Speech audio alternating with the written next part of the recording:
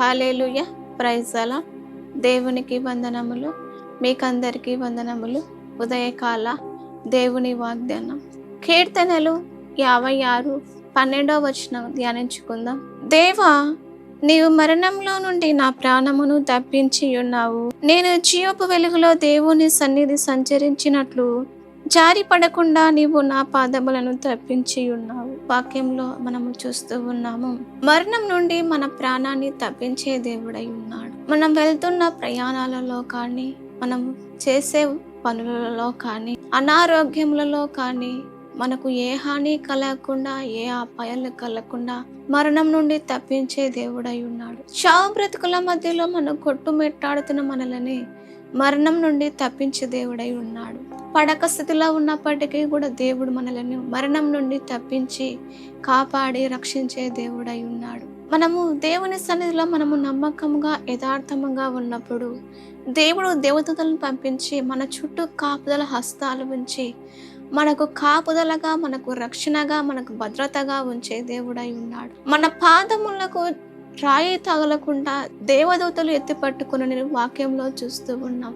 మనం వెళ్తున్న ప్రతి చోట, మనం నడుస్తున్న ప్రతి చోట, ప్రయాణాలలో, ఉద్యోగాలలో, వ్యాపారాలలో, చేసే పనులలో, పొలం పనులలో, ఇంటిలో మనము చేసే ప్రతి చోట దేవుడు మన పాదములకు రాయి తగలకుండా కాపాడుతూ ఉన్నాడు.